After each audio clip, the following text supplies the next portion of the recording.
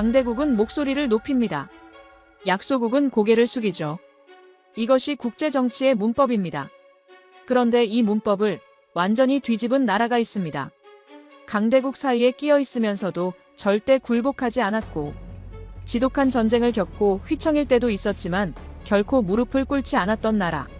하지만 하버드 강단에서 20년 경력의 교수는 그 나라를 역사의 조연이라고 단언했습니다. 그리고 2시간이 흘러 수업이 끝날 때쯤 그 교수는 자신의 의견을 바꿔야만 했습니다. 이 나라는 언제나 역사의 주인공이었습니다. 도대체 무슨 일이 있었던 걸까요? 누구의 도움도 받지 않고 홀로 강해진 나라, 대한민국의 이야기. 지금 시작합니다. 구독과 좋아요로 대한민국의 밝은 미래를 응원해주세요. 중국이 가장 두려워하는 게 뭔지 아십니까? 미국이 아닙니다. 일본도 아니죠. 저는 리처드 콜린스, 하버드에서 22년간 국제정치를 가르쳐 왔습니다. 중동 분쟁부터 나토 재편까지 강대국의 속내를 분석하는 게 제 일이었어요. 웬만한 건 다 봐왔다고 자부했습니다. 그런 제가 한국 학생 한 명 앞에서 말문이 막혔습니다. 그날 강의실에서 던져진 숫자들. 14억 인구의 30억 명분 아파트. 상장급 장성 9명 숙청. 저는 그 순간 제가 20년간 믿어온 전제가 무너지는 소리를 들었습니다. 그날은 가을 학기 3번째 강의였어요. 주제는 미중 패권 경쟁. 제가 가장 자신 있는 분야였죠. 300석 대형 강의실이 꽉 찼습니다. 하버드에서 이 정도 규모 강의를 채우는 교수는 많지 않아요. 저는 그게 자랑스러웠습니다. 강단에 서서 학생들을 둘러봤어요. 다양한 얼굴들이 보였습니다. 중국계, 인도계, 유럽계, 미국 학생들도 물론 있었고요. 뒤쪽에 동양인 남학생 몇 명이 앉아 있었는데 그중 한 명이 유독 눈에 들어왔습니다. 자세가 반듯했어요. 노트북 대신 종이 노트를 펼쳐놓고 있더군요. 요즘 보기 드문 광경이었습니다. 저는 강의를 시작했습니다. 21세기 세계 질서는 두 축으로 돌아갑니다. 미국과 중국이죠. 이건 논쟁의 여지가 없어요. GDP, 군사력, 기술력. 어떤 지표를 봐도 이 두 나라가 세계를 나눠 갖고 있습니다. 학생들이 고개를 끄덕였어요. 당연한 이야기니까요. 저는 슬라이드를 넘겼습니다. 그럼 나머지 나라들은 뭘까요? 저는 학생들에게 물었습니다. 잠깐 침묵이 흘렀어요. 한 학생이 손을 들었습니다. 동맹국이요. 저는 고개를 끄덕였죠. 맞습니다. 동맹국 혹은 완충지대. 강대국 사이에 끼어서 눈치를 보는 나라들이에요. 저는 지도를 띄웠습니다. 동아시아 지역이었어요. 일본, 한국, 대만, 필리핀. 이 나라들을 가리키며 말했습니다. 이 지역이 가장 복잡합니다. 미국의 동맹이면서 중국의 경제권에 묶여 있죠. 특히 한국을 보세요. 저는 한국을 확대했습니다. 반도 지형이 선명하게 보였어요. 한국은 흥미로운 케이스입니다. 기술력은 있어요. 삼성, 현대, SK. 세계적인 기업들이죠. 하지만 본질적으로 하청 구조입니다. 미국이 설계하고 한국이 만들고 중국이 소비하는 구조예요. 안보는 미국에 의존하고 경제는 중국에 묶여 있죠. 강의실이 조용했습니다. 저는 계속했어요. 솔직히 말씀드릴게요. 한국은 스스로 판을 못 갑니다. 강대국 허락 없이는 아무것도 못해요. 북한 문제도 그렇죠. 자기 코앞의 위협인데 미국과 중국 눈치를 봐야 합니다. 이게 현실이에요. 뒤쪽에서 웅성거리는 소리가 들렸습니다. 저는 신경 쓰지 않았어요. 사실을 말한 것뿐이니까요. K방산이라고 들어보셨죠? 요즘 한국 무기 수출이 늘었다고 난리입니다. 저는 피식 웃었어요. 그건 수출이 아니라 허락받은 납품이에요. 미국이 팔아도 된다고 하니까 파는 겁니다. 기술 이전도 미국 승인 사항이고요. 독자적인 전략이 아니라 강대국 질서 안에서 움직이는 거죠. 저는 결론을 내렸습니다. 한국은 유능합니다. 인정해요. 하지만 주도권은 없는 나라입니다. 이건 비하가 아니라 구조적 현실이에요. 감정적으로 받아들이면 안 됩니다. 그때였습니다. 뒤쪽에서 손이 올라왔어요. 아까 그 남학생이었습니다. 종이 노트를 펼쳐놓고 있던 학생. 저는 고개를 끄덕였습니다. 질문하세요. 학생이 천천히 일어났습니다. 목소리가 낮고 또렷했어요. 교수님, 그 전제가 무너졌습니다. 저는 눈썹을 치켜 올렸습니다. 전제라니요? 학생이 대답했어요. 중국이 강대국이라는 전제요. 중국은 지금 강대국이 아니라 붕괴 조짐입니다. 강의실이 술렁였습니다. 저는 속으로 한숨을 쉬었어요. 또 민족주의적 반발이구나. 한국 학생들이 가끔 이럽니다. 감정적으로 반응하죠. 저는 부드럽게 말했습니다. 흥미로운 시각이군요. 하지만 구체적인 근거가 있어야 학문적 토론이 됩니다. 학생은 흔들리지 않았어요. 노트를 펼치며 말했습니다. 장유샤 부주석 아시죠? 저는 고개를 끄덕였습니다. 물론 압니다. 중앙군사위원회 부주석이죠.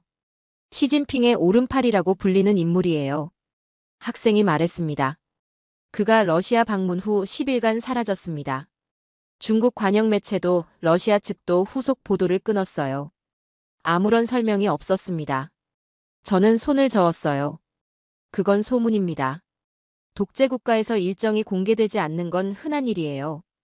과잉 해석하면 안 됩니다. 학생의 눈빛이 차가워졌습니다.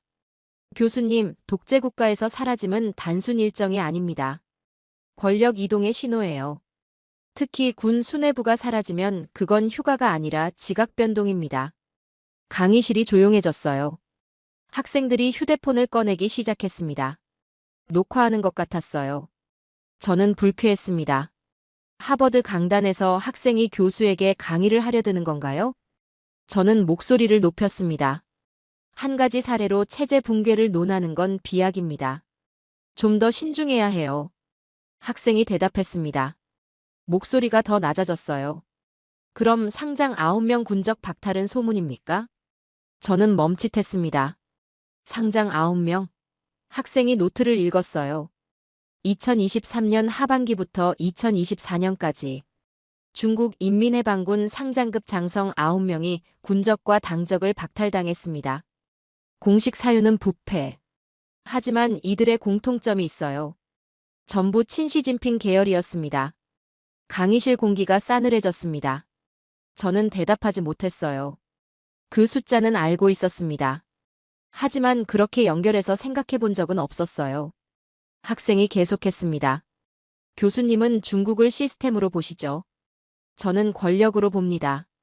독재국가에서 군 수뇌부 9명이 한꺼번에 사라지면 그건 반부패가 아니라 권력투쟁입니다. 조교가 제 옆으로 다가왔어요. 태블릿을 보여주며 속삭였습니다. 교수님, 지금 이 강의가 SNS에 올라가고 있어요. 저는 화면을 봤습니다. 누군가 실시간으로 트윗을 하고 있었어요. 하버드 강의실에서 한국 학생이 교수에게 중국 붕괴론을 펼치는 중. 저는 이마를 짚었습니다. 상황이 이상하게 흘러가고 있었어요. 22년간 강단에 섰지만 이런 경우는 처음이었습니다. 학생 하나가 강의 흐름을 완전히 바꿔놓은 거죠. 저는 침착하게 말했습니다. 흥미로운 관점입니다. 하지만 오늘 강의 주제는 미중 패권 구조예요. 중국 내부 정치는 다음 기회에 다루죠. 학생이 고개를 저었어요. 교수님, 미중 패권을 논하려면 중국이 진짜 강대국인지부터 확인해야 합니다. 전제가 틀리면 결론도 틀려요. 저는 아무 말도 하지 못했습니다. 학생이 자리에 앉았어요.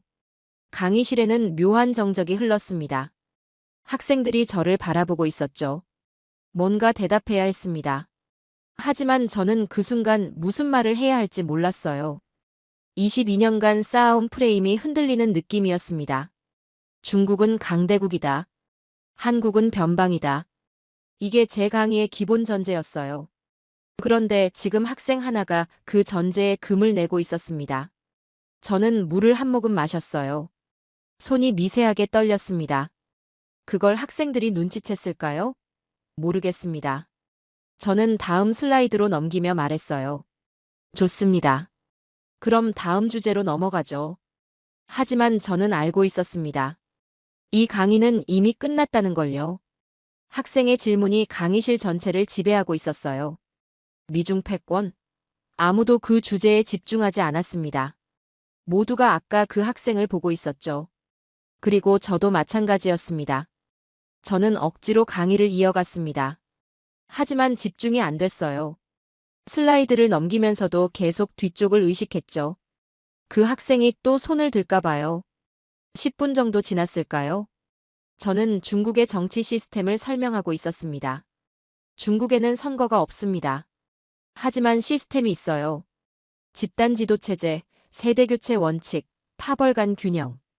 이게 중국 공산당이 70년 넘게 유지된 비결이죠. 저는 자신감을 되찾으려 했습니다. 이건 제가 20년 넘게 연구한 분야예요. 누구보다 잘 압니다. 서방 언론은 중국을 1인 독재로 단순화하지만 실제로는 복잡한 권력 균형이 작동합니다. 시진핑이 강해 보여도 혼자 모든 걸 결정하진 않아요. 그때 또 손이 올라왔습니다. 그 학생이었어요. 저는 한숨을 삼켰습니다. 또 질문인가요? 학생이 일어났습니다. 교수님, 그 시스템이 무너졌습니다. 저는 눈썹을 치켜 올렸어요. 무너졌다고요? 근거가 있습니까? 학생이 노트를 펼쳤습니다. 마오쩌둥이 한 말 아시죠? 권력은 총구에서 나온다. 중국 공산당의 기본 원리입니다. 투표가 없는 나라에서 권력의 기반은 군부예요. 군을 쥔 사람이 진짜 권력자죠. 저는 고개를 끄덕였습니다. 틀린 말은 아니에요. 그래서요? 학생이 대답했습니다. 시진핑은 지금 군권을 잃었습니다. 강의실이 웅성거렸어요. 저는 피식 웃었습니다. 그건 과장이에요. 시진핑은 중앙군사위원회 주석입니다. 군 통수권자예요. 군권을 잃었다니 무슨 근거로 그런 주장을 합니까? 학생의 눈빛이 흔들리지 않았습니다. 형식과 실질은 다릅니다. 직함이 있다고 권력이 있는 게 아니에요. 실제로 군이 따르느냐가 중요하죠. 저는 반박했습니다. 중국군이 시진핑을 따르지 않는다는 증거가 있습니까? 학생이 고개를 끄덕였어요. 아까 말씀드린 상장 9명 숙청이 그 증거입니다. 저는 손을 저었습니다. 그건 반부패 캠페인이에요. 시진핑이 군을 장악하고 있다는 증거 아닙니까? 부패한 장성들을 숙청할 수 있다는 건 권력이 있다는 뜻이죠. 학생이 천천히 말했습니다. 교수님, 숙청당한 9명이 누군지 보셨습니까? 저는 대답하지 않았어요. 솔직히 자세히 들여다보진 않았습니다. 학생이 노트를 읽었어요. 리상푸 전 국방부장, 웨이펑어 전 국방부장, 리위차오 전 로켓군 사령관, 순진밍 전 로켓군 정치위원. 학생이 고개를 들었습니다. 이 사람들의 공통점이 뭔지 아십니까? 전부 시진핑이 직접 발탁한 인물들입니다. 시진핑 1기, 2기 때 승진시킨 측근들이에요. 저는 멈칫했습니다. 학생이 계속했어요. 자기가 키운 사람을 자기가 숙청했습니다. 왜요? 두 가지 가능성이 있어요. 하나, 시진핑이 사람 보는 눈이 없다. 자기가 뽑은 사람이 전부 부패했으니까요. 학생이 잠시 멈췄습니다. 둘, 이건 반부패가 아니라 권력 투쟁이다. 시진핑이 자기 사람을 지키지 못한 거예요. 누군가가 시진핑의 측근을 하나씩 제거하고 있는 겁니다. 강의실이 조용해졌어요. 저는 목이 마르다는 걸 느꼈습니다. 물을 마시려다가 참았어요. 약해 보이기 싫었거든요. 저는 반격했습니다. 장유샤는 어떻게 설명할 건가요? 장유샤는 시진핑의 오랜 친구입니다. 30년 지기예요. 그가 아직 자리에 있다는 건 시진핑이 핵심 권력을 유지하고 있다는 뜻 아닙니까? 학생의 표정이 달라졌어요. 뭔가를 기다렸다는 듯한 눈빛이었습니다. 교수님, 장유샤 얘기를 꺼내셨군요. 좋습니다. 장유샤와 시진핑의 관계를 말씀드릴게요. 학생이 노트를 넘겼습니다. 맞습니다. 두 사람은 30년 지기예요. 시진핑이 푸젠성에서 일할 때부터 함께했죠. 장유샤는 시진핑의 정치적 동지였고 군사적 후원자였습니다. 시진핑이 군을 장악하는데 결정적 역할을 한 인물이에요. 저는 고개를 끄덕였습니다. 그렇죠. 그래서 장유샤가 아직 자리에 있는 거 아닙니까? 학생이 고개를 저었어요. 문제는 그 관계가 깨졌다는 겁니다. 저는 눈썹을 치켜 올렸습니다. 깨졌다고요? 무슨 근거로요? 학생이 대답했습니다. 2022년 20차 당대회 이후입니다. 시진핑이 사면임을 확정했죠. 그때 장유샤가 시진핑에게 한 말이 있어요. 학생이 잠시 멈췄습니다. 강의실 전체가 숨을 죽이고 있었어요. 언제 은퇴하실 겁니까? 저는 미간을 찌푸렸습니다. 그게 뭐 어때서요? 학생이 설명했습니다. 독재국가에서 은퇴 언급은 금기입니다. 특히 공개석상에서요. 장유샤는 시진핑에게 물러나라고 한 거예요.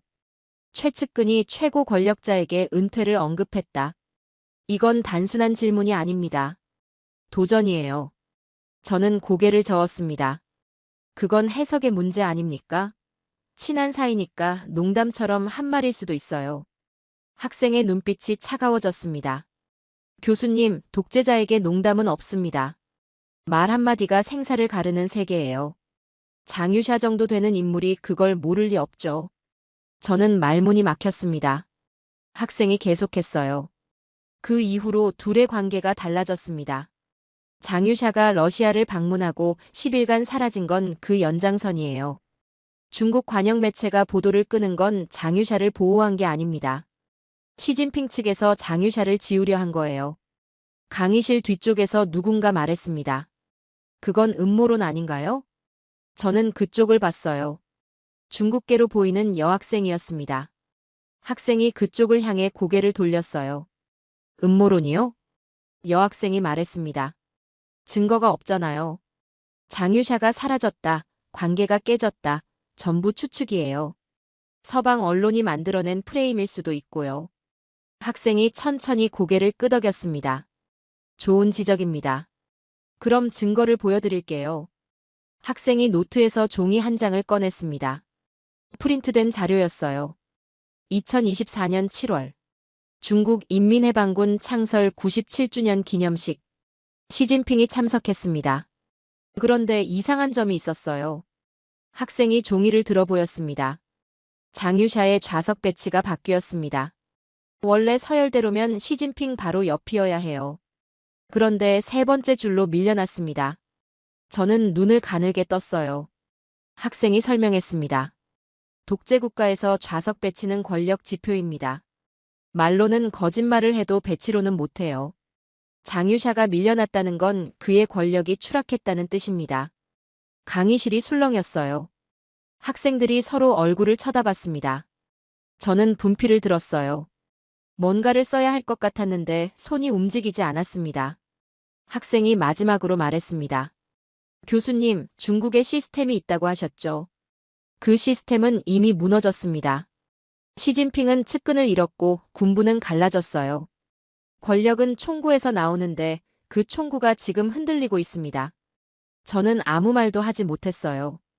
분필이 손에서 미끄러졌습니다. 바닥에 떨어지며 두 동강이 났죠. 저는 그걸 줍지 않았습니다. 강의실이 고요해졌어요. 학생들이 저를 바라보고 있었습니다. 뭔가 대답해야 했어요. 하지만 머릿속이 하얘졌습니다. 20년간 중국을 연구했습니다. 수십 편의 논문을 썼고 수백 번의 강의를 했어요. 중국은 제 전문 분야였습니다. 그런데 지금 학생 하나가 제 앞에서 제가 놓친 것들을 하나씩 꺼내놓고 있었어요. 저는 물을 마셨습니다. 손이 떨렸어요. 이번엔 숨기지 못했습니다. 저는 강의를 중단할 수 없었습니다. 300명이 지켜보고 있었으니까요. 저는 심호흡을 하고 다시 입을 열었어요. 좋습니다. 흥미로운 분석이에요. 하지만 좌석 배치 하나로 권력 구조를 판단하는 건 과잉 해석입니다. 학문적으로 신중해야 해요. 학생이 바로 대답했습니다. 교수님, 독재국가를 분석하는 방법을 아십니까? 저는 미간을 찌푸렸어요. 20년 넘게 연구했습니다. 모를 리가 있나요? 학생이 고개를 저었습니다. 그럼 왜 문서만 보십니까? 저는 당황했어요. 무슨 뜻인지 몰랐습니다. 학생이 설명했어요. 독재국가는 문서로 거짓말을 합니다. 공식 성명, 관영 매체 보도, 정부 발표. 전부 조작이 가능해요. 하지만 거짓말을 못하는 게 있습니다. 학생이 잠시 멈췄어요. 그림입니다. 영상, 의전, 배치. 이건 조작이 어려워요. 실시간으로 찍히니까요. 독재 국가를 제대로 보려면 문서가 아니라 그림을 봐야 합니다. 저는 반박했습니다.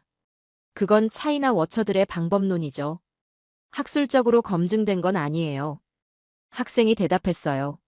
차이나 워처들이 왜 그 방법을 쓰는지 아십니까? 효과가 있으니까요. 중국 공산당은 말로는 숨겨도 배치로는 못 숨깁니다.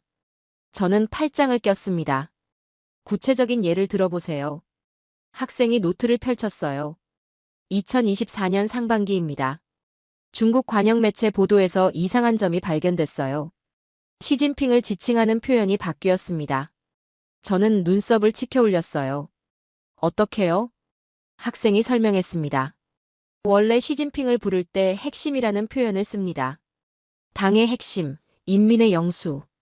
이게 공식 호칭이에요. 그런데 몇몇 성급 매체에서 이 표현이 사라졌습니다.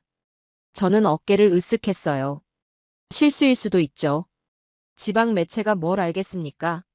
학생이 고개를 저었습니다. 교수님, 중국에서 실수는 없습니다. 특히 최고 지도자 호칭에서요. 핵심이라는 단어 하나 빼는데도 누군가의 승인이 필요해요. 실수로 빠졌다면 담당자는 이미 숙청됐을 겁니다. 강의실이 조용해졌어요. 학생이 계속했습니다. 그런데 담당자가 숙청됐다는 보도가 없었어요. 그 말은 뭘까요? 누군가 의도적으로 핵심 표현을 뺀 거고 그게 용인됐다는 뜻입니다. 저는 입술을 깨물었어요. 학생의 논리가 날카로웠습니다. 하지만 인정하고 싶지 않았죠. 저는 말했습니다. 상징 해석은 주관적입니다. 호칭이 바뀌었다고 권력이 흔들린다는 건 비약이에요. 학생이 대답했어요. 그럼 더 명확한 걸 보여드릴게요. 학생이 종이를 한 장 더 꺼냈습니다. 사진이 프린트되어 있었어요. 올해 초 중국 외교 행사입니다. 시진핑이 참석했어요. 그런데 이상한 점이 있었습니다. 학생이 사진을 들어 보였어요. 저는 눈을 가늘게 떴습니다. 뭔가 어색한 느낌이 들었는데 뭔지 모르겠었어요. 학생이 말했습니다. 오성홍기가 없습니다. 저는 사진을 다시 봤어요. 정말 그랬습니다. 시진핑 뒤에 국기가 없었어요. 학생이 설명했습니다. 중국 국가주석이 공식 행사에 참석하면 반드시 오성홍기가 배치됩니다. 이건 프로토콜이에요. 예외가 없죠. 그런데 이 행사는 국기가 빠졌습니다. 저는 반박했습니다. 행사장 구조 문제일 수도 있어요. 공간이 부족했다든지. 학생이 고개를 저었어요. 교수님, 중국에서 국기 배치는 국가 위신의 문제입니다. 공간이 부족하면 행사장을 바꾸지 국기를 빼지 않아요. 특히 시진핑이 참석하는 자리에서요. 저는 입을 다물었습니다. 학생이 계속했어요. 국기가 없다는 건 뭘 의미할까요?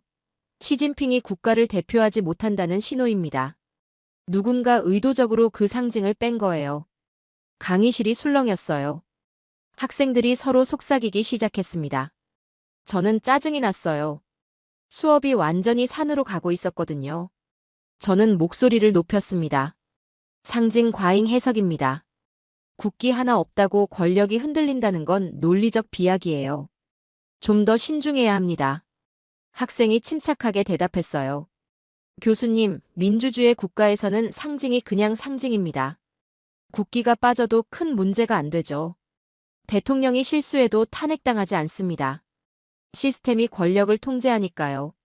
학생이 잠시 멈췄어요. 하지만 독재국가는 다릅니다. 상징이 곧 권력이에요. 국기가 빠지면 그 사람은 국가가 아닙니다. 호칭이 바뀌면 그 사람은 핵심이 아니에요. 독재국가에서 상징은 언어입니다. 말보다 정확한 언어요. 저는 말문이 막혔습니다. 학생의 논리를 정면으로 반박할 수가 없었어요. 20년간 중국을 연구했지만 이런 관점에서 본 적은 없었습니다. 저는 방어적으로 말했어요. 그래서 결론이 뭡니까? 시진핑이 끝났다는 겁니까? 학생이 고개를 저었습니다. 끝났다고 단정할 순 없어요. 하지만 확실한 건 있습니다. 시진핑의 권력이 예전 같지 않다는 거죠. 군부가 갈라졌고 측근이 숙청당했고 상징이 흔들리고 있어요. 이게 강대국의 모습입니까? 저는 대답하지 못했어요. 학생이 계속했습니다. 교수님은 수업 시작할 때 한국을 변방이라고 하셨죠. 강대국 허락 없이는 아무것도 못하는 나라라고요. 저는 고개를 끄덕였습니다. 그렇게 말했죠. 학생이 말했어요. 그럼 비교해 보시죠. 한국은 정권이 바뀌어도 국가 상징이 흔들리지 않습니다. 대통령이 탄핵당해도 태극기는 그 자리에 있어요. 군이 쿠데타를 일으키지 않고 권력이 평화롭게 이양됩니다. 학생이 잠시 멈췄어요. 중국은요? 최고 지도자 뒤에서 국기가 사라집니다. 호칭이 바뀌고 측근이 숙청당하고 군부가 분열해요. 어느 쪽이 안정적인 나라입니까? 강의실이 고요해졌습니다. 저는 학생을 바라봤어요. 젊은 얼굴이었지만 눈빛은 흔들림이 없었습니다. 저는 인정하기 싫었어요. 하버드 교수가 학생한테 밀리는 꼴이라니요. 하지만 학생의 말에 논리적 허점을 찾을 수가 없었습니다. 저는 천천히 말했어요. 흥미로운 관점이군요. 그게 제가 할 수 있는 최선의 인정이었습니다. 학생은 자리에 앉았어요. 강의실에 묘한 공기가 흘렀습니다. 학생들이 저를 다른 눈으로 보고 있었어요. 저는 시계를 봤습니다. 아직 40분이나 남았어요. 이 상태로 강의를 끝낼 순 없었습니다. 저는 결심했어요. 밀리기만 할 순 없다. 반격해야 한다. 저는 마이크를 다시 잡았습니다. 좋습니다. 중국에 문제가 있다는 건 인정하죠. 하지만 한국이 그보다 낫다는 논리는 다른 문제입니다. 학생이 고개를 들었어요. 저는 계속했습니다. 한국의 안정성을 말씀하셨는데 그건 미국이라는 후원자가 있기 때문이에요. 혼자 힘으로 지킨 게 아닙니다. 한국은 여전히 보호국이에요. 저는 자신감을 되찾으려 했습니다. 이건 제가 20년간 주장해온 논리니까요. 학생의 눈빛이 달라졌어요. 뭔가를 기다렸다는 표정이었습니다.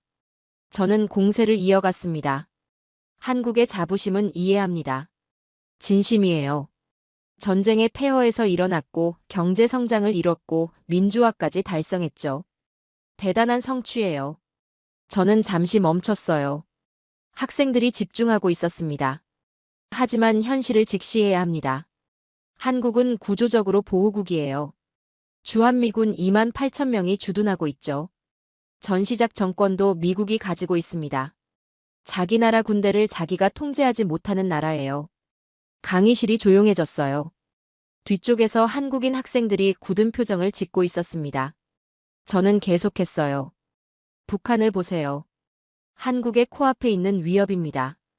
핵을 개발하고 미사일을 쏘고 전쟁 위협을 일삼죠. 그런데 한국이 뭘 할 수 있습니까? 혼자서는 아무것도 못해요. 미국한테 물어보고 중국 눈치 보고 유엔에 호소하고. 이게 주권국가의 모습입니까? 저는 목소리를 높였습니다. 솔직히 말씀드릴게요. 북한 하나 못 정리하는 나라가 무슨 전략국가입니까? 한국은 제조는 잘해요. 반도체, 자동차, 조선. 인정합니다. 하지만 결단은 못합니다. 큰 판을 짜고 밀어붙이는 힘이 없어요. 항상 강대국 뒤에 숨죠. 저는 학생을 똑바로 바라봤습니다. 이게 비하가 아닙니다. 냉정한 현실 분석이에요. 감정적으로 받아들이면 안 됩니다. 학생이 천천히 일어났어요. 표정이 차가웠습니다. 하지만 목소리는 흔들리지 않았어요. 교수님, 감정적인 건 저보다 교수님 쪽인 것 같습니다. 저는 눈썹을 치켜 올렸어요. 내가 감정적이라고요? 학생이 고개를 끄덕였습니다. 네. 데이터 대신 프레임으로 말씀하고 계시니까요. 저는 화가 났습니다. 하버드 강단에서 20년 넘게 강의했는데 학생한테 이런 소리를 듣다니요. 하지만 표정을 관리했어요. 침착하게 말했습니다. 좋습니다. 그럼 데이터로 반박해보세요. 학생이 노트를 펼쳤어요. 교수님은 한국이 보호국이라고 하셨죠. 미국 없이는 아무것도 못하는 나라라고요. 저는 고개를 끄덕였습니다. 학생이 말했어요. 그럼 왜 한국 방위산업이 세계 시장을 뒤흔들고 있습니까? 저는 손을 저었어요. 아까 말했잖아요. 그건 미국이 허락해서 가능한 거예요. 기술 이전도 미국 승인 사항이고요. 학생이 고개를 저었습니다. 교수님, 그건 10년 전 프레임입니다. 지금 한국 방사는 달라요. 학생이 숫자를 읽기 시작했어요. 2022년 한국 무기 수출 170억 달러. 전년 대비 140% 증가. 세계 9위 무기 수출국이 됐습니다. 저는 어깨를 으쓱했어요. 규모가 커진 건 인정해요. 하지만 여전히 미국 무기 체계에 종속되어 있죠. 학생이 반박했습니다. 폴란드가 왜 한국 무기를 샀는지 아십니까? 저는 대답하지 않았어요. 학생이 설명했습니다. 2022년 러시아가 우크라이나를 침공했습니다. 폴란드는 급하게 무기가 필요했어요. 독일한테 요청했더니 3년 걸린다고 했죠. 미국한테 요청했더니 대기 물량이 밀려 있다고 했습니다. 그런데 한국은요? 학생이 잠시 멈췄어요. 6개월 안에 납품하겠다고 했습니다. K2 전차, K9 자주포, FA50 경공격기. 폴란드가 선택한 건 한국이었어요. 저는 반박했습니다. 그건 납기 경쟁력이지 기술 경쟁력이 아니에요. 학생의 눈빛이 날카로워졌어요. 교수님, 전쟁에서 뭐가 중요한지 아십니까? 지금 쓸 수 있는 무기입니다. 3년 뒤에 오는 최신 전차보다 6개월 뒤에 오는 전차가 낫죠. 한국은 그걸 할 수 있었어요. 독일도 미국도 못한걸요. 강의실이 술렁였습니다. 저는 입술을 깨물었어요. 학생이 계속했습니다. 그리고 기술 경쟁력 말씀하셨는데요. K9 자주포 아시죠? 저는 고개를 끄덕였습니다. 들어본 적 있어요. 학생이 말했어요. 세계 자주포 시장 점유율 1위입니다. 터키, 인도, 호주, 이집트, 노르웨이, 핀란드, 에스토니아. 전부 K9을 씁니다. 미국 기술 허락받아서 파는 게 아니에요. 한국이 독자 개발한 무기입니다. 저는 잠시 침묵했어요. 학생이 말을 이었습니다. 교수님은 한국이 결단을 못한다고 하셨죠. 큰 판을 못 짠다고요. 저는 고개를 끄덕였습니다. 학생이 물었어요. 그럼 누리호는 뭡니까? 저는 눈을 깜빡였어요. 누리호라고요? 학생이 설명했습니다. 한국형 우주발사체입니다. 순수 국내 기술로 개발했어요. 2023년 성공적으로 발사됐죠. 세계에서 자력으로 우주발사체를 쏘아 올린 나라가 몇 개인지 아십니까? 저는 대답하지 않았어요. 학생이 말했습니다. 7개국입니다. 미국, 러시아, 중국, 일본, 인도, 프랑스, 그리고 한국. 강대국 허락 없이는 아무것도 못하는 나라가 우주발사체를 독자 개발했습니다. 강의실이 조용해졌어요. 학생들이 숨을 죽이고 있었습니다. 저는 뭔가 말해야 했지만 적절한 반박이 떠오르지 않았어요. 학생이 계속했습니다. 교수님, 북한 얘기도 하셨죠? 북한 하나 못 정리한다고요? 저는 고개를 끄덕였습니다. 그건 사실 아닙니까? 학생이 말했어요. 교수님, 그 말은 한국의 약점이 아니라 강점입니다. 저는 눈썹을 치켜 올렸어요. 무슨 뜻이죠? 학생이 설명했습니다. 북한은 핵을 가진 나라입니다. 불안정하고 예측 불가능하죠. 그런 나라가 국경 바로 위에 있어요. 미사일이 서울까지 날아오는데 몇 분 안 걸립니다. 학생이 잠시 멈췄어요. 그런 위협을 70년간 버텨왔습니다. 전쟁도 없이요. 그러면서 세계 10위권 경제를 만들었고 민주주의를 이뤘고 기술 강국이 됐어요. 이게 약한 나라입니까? 저는 말문이 막혔습니다. 학생이 말을 이었어요. 북한을 못 정리한 게 아닙니다. 정리하지 않은 거예요. 전쟁 없이 위협을 관리하면서 성장한 겁니다. 그게 더 어려운 거 아닙니까? 강의실 어딘가에서 박수 소리가 났어요. 한두 명이 시작했는데 금방 여러 명으로 퍼졌습니다. 저는 손을 들어 제지했어요. 잠깐요. 아직 토론 중입니다. 박수가 멈췄어요. 저는 학생을 바라봤습니다. 반격해야 했어요. 밀리기만 할 순 없었습니다. 저는 말했어요. 좋습니다. 한국이 성취를 이룬 건 인정해요. 하지만 본질적인 문제가 있습니다. 한국은 분단 국가예요. 체제가 완성되지 않았죠. 통일되기 전까지는 온전한 국가라고 보기 어렵습니다. 학생이 대답했어요. 교수님, 중국은 온전한 국가입니까? 저는 당황했어요. 중국이요?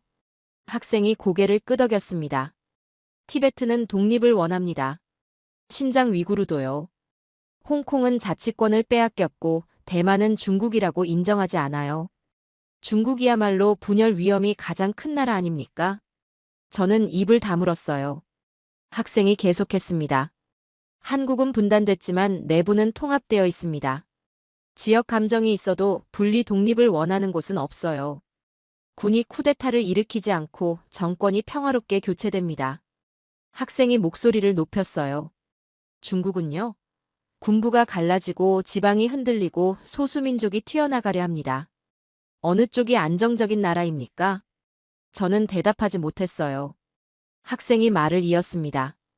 교수님, 한국을 옛 한국으로 보고 계십니다. 전쟁 직후의 가난한 나라. 미국 원조로 연명하던 시절. 그 프레임이 아직 머릿속에 있어요. 학생의 목소리가 낮아졌어요. 하지만 지금 한국은 다릅니다. 세계 10위권 경제, 세계 6위 군사력, 세계 9위 무기 수출국. 반도체, 배터리, 조선에서 세계 1위예요. 이게 변방입니까? 강의실이 고요해졌습니다. 300명이 숨을 죽이고 있었어요. 저는 학생을 바라봤습니다. 젊은 얼굴이었지만 눈빛에는 확신이 있었어요. 저는 화가 났습니다. 동시에 뭔가 흔들리는 느낌이 들었죠. 22년간 믿어온 전제가 균열을 일으키고 있었어요. 저는 방어적으로 말했습니다. 너는 너무 감정적이야. 민족주의적 자부심이 분석을 흐리고 있어. 학생이 고개를 저었어요. 교수님, 제가 말씀드린 건 전부 숫자입니다. 감정이 아니에요. 170억 달러, 7개국, K9 점유율 1위. 이게 감정입니까? 저는 말문이 막혔어요. 학생이 침착하게 말했습니다. 그럼 숫자로 더 보여드릴까요? 중국 경제 얘기를 해보죠. 학생이 노트를 넘겼어요. 14억 인구에 30억 명분 아파트. 청년 실업률 공식 발표 중단. 석사 학위자의 1% 이상이 배달 라이더. 이게 강대국의 경제입니까? 저는 아무 말도 하지 못했습니다. 학생이 자리에 앉았어요. 강의실에 무거운 침묵이 흘렀습니다. 저는 시계를 봤어요. 아직 30분이 남았습니다. 하지만 더 이상 강의를 이어갈 자신이 없었어요. 저는 물을 마셨습니다. 손이 떨렸어요. 이번엔 숨기려고 하지 않았습니다. 숨길 수가 없었거든요. 강의실 300명이 저를 보고 있었어요. 조교가 걱정스러운 눈으로 다가왔습니다. 괜찮으세요? 저는 손을 저었어요. 괜찮습니다. 하지만 괜찮지 않았어요. 학생이 던진 숫자들이 머릿속에서 맴돌았습니다. 14억 인구에 30억 명분 아파트. 이게 뭔가요? 저는 중국 경제를 20년간 연구했는데 이 숫자를 이렇게 연결해서 생각해 본 적이 없었어요. 저는 마이크를 다시 잡았습니다. 좋습니다. 중국 경제 얘기를 해보죠. 학생이 고개를 들었어요. 저는 말했습니다. 30억 명분 아파트라고 했는데 그 숫자가 정확합니까? 학생이 노트를 펼쳤어요. 정확합니다. 중국 부동산 연구기관 추산이에요. 현재 중국에 지어졌거나 건설 중인 주택 수를 합치면 30억 명이 살 수 있습니다. 저는 계산을 해봤어요. 중국 인구가 14억인데 30억 명분이라고요? 학생이 고개를 끄덕였습니다. 네. 인구의 2배가 넘는 주택이 있어요. 그런데 집값은 계속 올랐습니다. 이게 정상적인 시장입니까? 저는 대답하지 못했어요. 학생이 설명을 이어갔습니다. 왜 이런 일이 벌어졌는지 아십니까? 저는 어깨를 으쓱했어요. 부동산 투기 때문이겠죠. 어느 나라나 있는 일이에요. 학생이 고개를 저었습니다. 투기만의 문제가 아닙니다. 구조적인 문제예요. 학생이 노트를 읽었어요. 중국은 토지가 국유입니다. 개인이 땅을 소유할 수 없어요. 지방정부만 토지 사용권을 팔 수 있죠. 저는 고개를 끄덕였습니다. 그건 알고 있어요. 학생이 계속했어요. 문제는 지방정부 재정의 40% 이상이 토지 매각 수입이라는 겁니다. 땅을 팔아야 예산이 나와요. 그래서 계속 땅을 팔고 그 위에 아파트를 지었습니다. 저는 눈을 가늘게 떴어요. 그게 왜 문제죠? 학생이 대답했습니다. 수요와 상관없이 공급이 늘어났기 때문이에요. 사람들이 살 집이 필요해서 지은 게 아닙니다. 지방정부가 돈이 필요해서 지은 거예요. 학생이 잠시 멈췄어요. 결과가 뭘까요? 아무도 안 사는 유령 도시입니다. 중국 전역에 수십 개가 있어요. 수백만 채의 빈 아파트가 방치되어 있습니다. 강의실이 술렁였어요. 저는 반박을 시도했습니다. 유령 도시는 과장된 측면이 있어요. 서방 언론이 만들어낸 이미지죠. 학생이 고개를 저었어요. 교수님, 헝다그룹 아시죠? 저는 고개를 끄덕였습니다. 알죠. 중국 최대 부동산 회사였어요. 학생이 말했습니다. 헝다의 부채가 얼마인지 아십니까? 저는 대답하지 않았어요. 정확한 숫자가 기억나지 않았거든요. 학생이 말했어요. 3천억 달러 이상입니다. 한화로 400조 원이 넘어요. 한 회사의 빚이 웬만한 나라 GDP보다 큽니다. 저는 숨을 들이쉬었어요. 학생이 계속했습니다. 헝다만이 아닙니다. 비구 이위안, 완다, 순악. 중국 대형 부동산 회사들이 줄줄이 무너지고 있어요. 왜요? 지을 건 다 지었는데 살 사람이 없으니까요. 학생이 목소리를 높였어요. 30억 명분 아파트, 14억 인구. 이 숫자의 차이가 중국 경제의 시한폭탄입니다. 저는 잠시 생각했어요. 학생의 논리가 명확했습니다. 하지만 인정하기 싫었죠. 저는 다른 각도로 반박을 시도했어요. 부동산이 문제라는 건 알겠어요. 하지만 중국 경제가 부동산만 있는 건 아니잖습니까? 제조업, 수출, 기술. 다른 분야가 받쳐주고 있어요. 학생이 고개를 저었습니다. 교수님, 중국 GDP에서 부동산 관련 산업이 차지하는 비중이 얼마인지 아십니까? 저는 대답하지 않았어요. 학생이 말했습니다. 30%입니다. 건설, 자재, 인테리어, 가구, 금융까지 합치면요. 경제의 3분의 1이 부동산에 묶여 있어요. 저는 눈을 감았어요. 학생이 계속했습니다. 부동산이 무너지면 중국 경제 전체가 흔들립니다. 그리고 지금 무너지고 있어요. 강의실이 고요해졌습니다. 저는 뭔가 말해야 했지만 적절한 반박이 떠오르지 않았어요. 학생이 노트를 넘겼습니다. 경제 얘기 더 해볼까요? 청년 실업률 아시죠? 저는 고개를 끄덕였어요. 학생이 물었습니다. 중국 정부가 왜 청년 실업률 발표를 중단했는지 아십니까? 저는 대답하지 않았어요. 학생이 설명했습니다. 2023년 6월이었어요. 청년 실업률이 21.3%를 찍었습니다. 역대 최고치였죠. 그러더니 7월부터 발표를 안 합니다. 통계 산출 방식을 개선하겠다는 핑계로요. 저는 반박했어요. 통계 방식 개선은 있을 수 있는 일이죠. 학생이 고개를 저었습니다. 교수님, 상승세일 때 발표를 중단하는 건 한 가지 이유밖에 없어요. 숫자가 더 나빠졌기 때문입니다. 학생이 잠시 멈췄어요. 비공식 추산으로는 청년 실업률이 40%를 넘는다는 분석도 있습니다. 저는 눈을 크게 떴어요. 40%요? 학생이 고개를 끄덕였습니다. 네. 청년 5명 중 2명이 실업자라는 뜻이에요. 강의실이 웅성거렸어요. 학생이 계속했습니다. 더 충격적인 숫자가 있습니다. 저는 학생을 바라봤어요.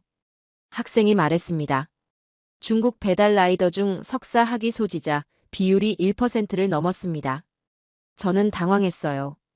석사가 배달을 한다고요? 학생이 고개를 끄덕였습니다. 네. 대학원까지 나왔는데 취업이 안 되니까요. 배달이라도 해야 먹고 삽니다. 학생이 목소리를 낮췄어요. 중국에서 석사 학위를 받으려면 최소 7년이 걸려요. 그 시간과 돈을 투자해서 배달 라이더가 됩니다. 이게 강대국의 경제입니까? 저는 아무 말도 하지 못했어요. 학생이 말을 이었습니다. 교수님, 경제가 흔들리면 어떻게 됩니까? 저는 대답했어요. 사회가 불안해지겠죠. 학생이 고개를 끄덕였습니다. 맞습니다. 민주주의 국가에서는 경제가 나빠지면 정권이 바뀌어요. 선거로요. 하지만 독재 국가에서는 어떻게 됩니까? 저는 잠시 생각했어요. 학생이 대답했습니다. 정권이 바뀌지 않습니다. 그래서 불만이 쌓여요. 그리고 어느 순간 폭발하죠. 학생이 목소리를 높였어요. 중국 공산당은 성장으로 정당성을 유지해왔습니다. 우리가 못 살게 해도 경제는 좋아지잖아. 이게 암묵적 계약이었어요. 그런데 경제가 무너지면 어떻게 됩니까? 저는 대답하지 않았어요. 학생이 말했습니다. 계약이 깨집니다. 더 이상 참을 이유가 없어지는 거예요. 강의실이 고요해졌습니다. 학생이 마지막으로 말했어요.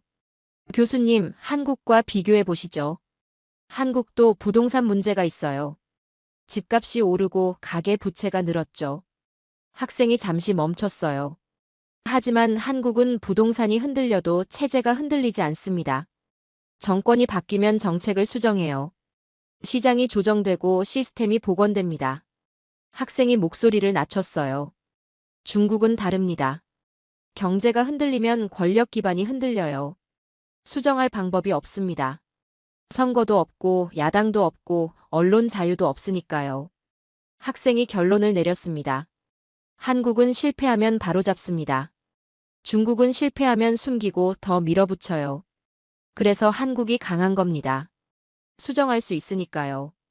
저는 길게 침묵했어요. 강의실 전체가 숨을 죽이고 있었습니다. 저는 조용히 말했습니다. 그건 큰 문제군요. 처음으로 학생의 분석을 인정한 거였어요.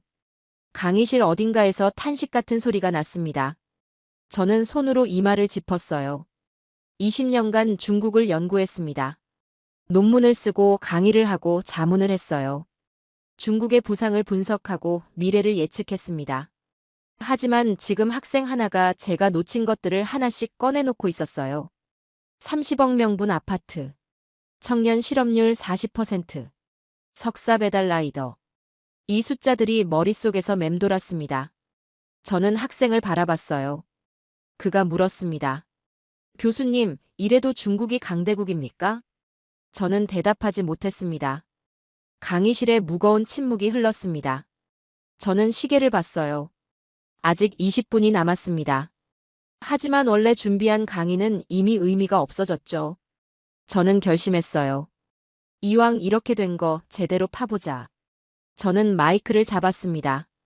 좋습니다. 강의 계획을 바꾸겠어요.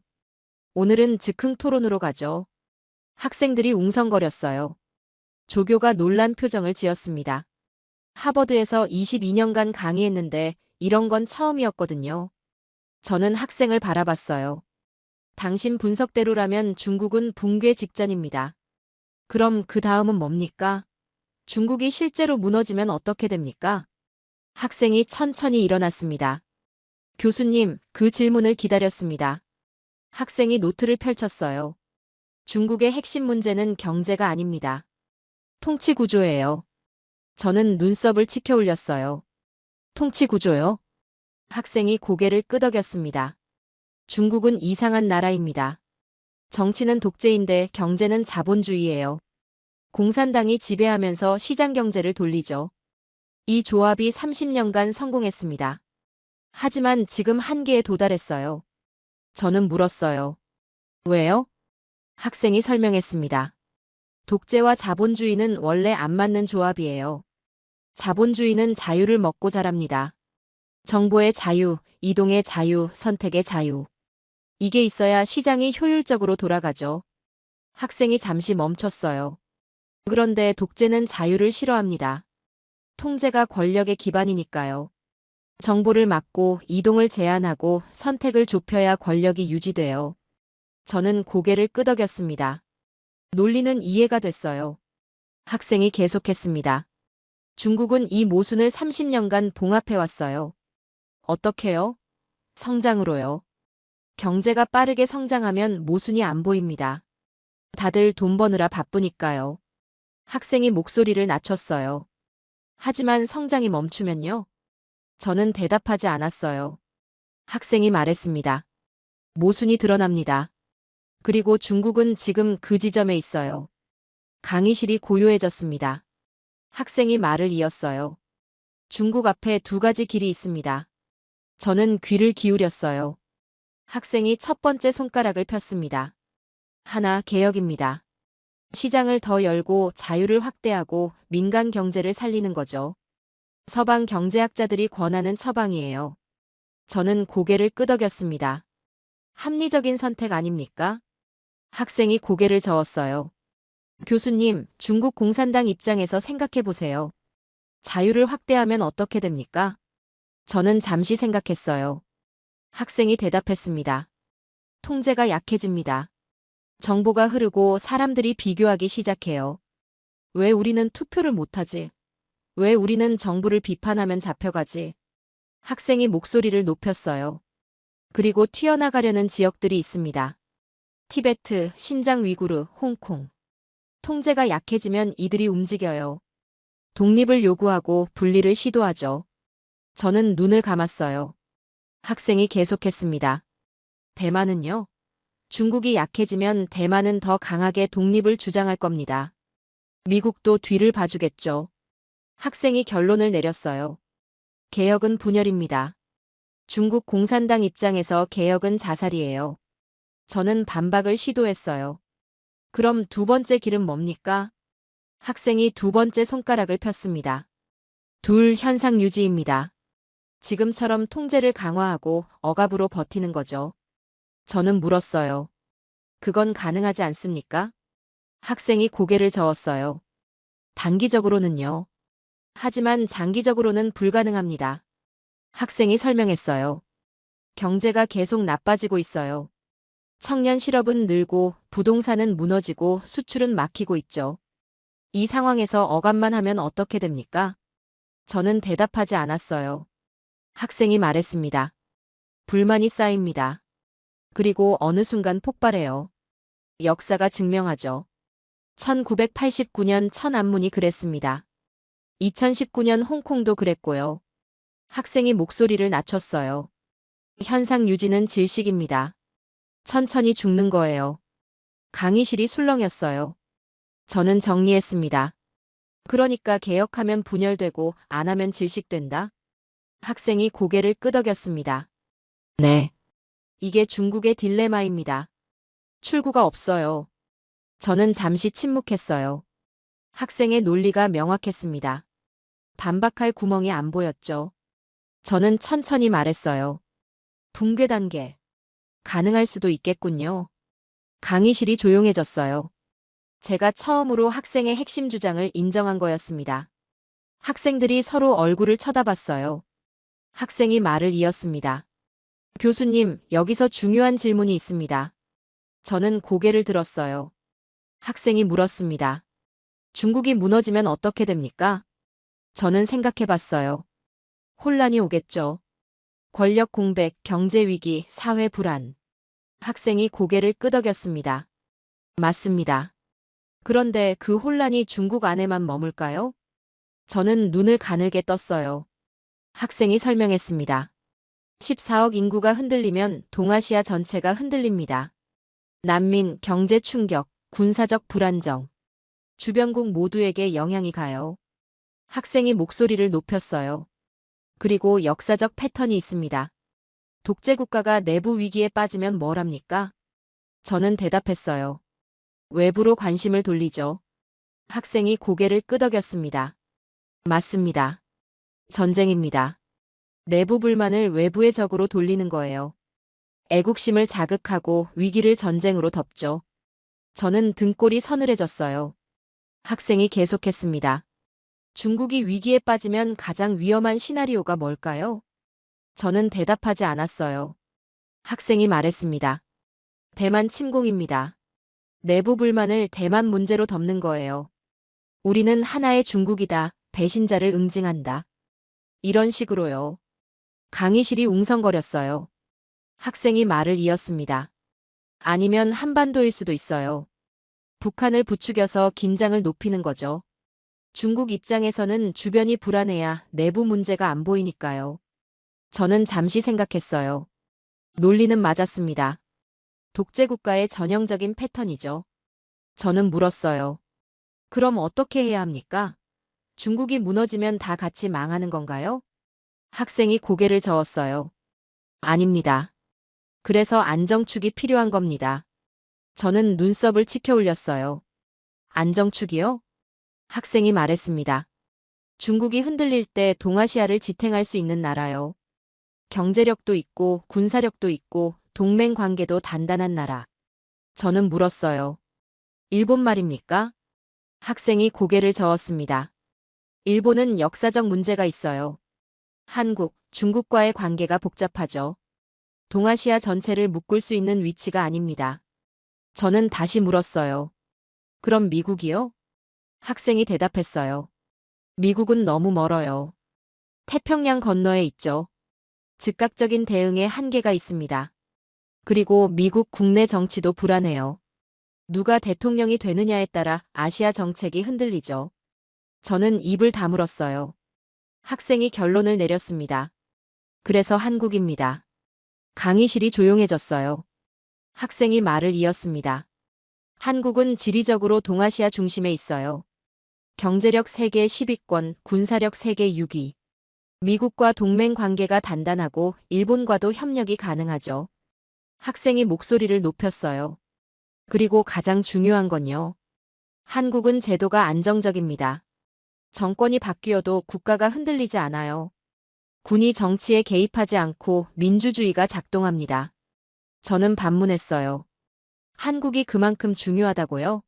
솔직히 믿기 어렵군요. 학생이 저를 똑바로 바라봤어요. 교수님, 한국을 과소평가하는 건 20년 전 프레임입니다.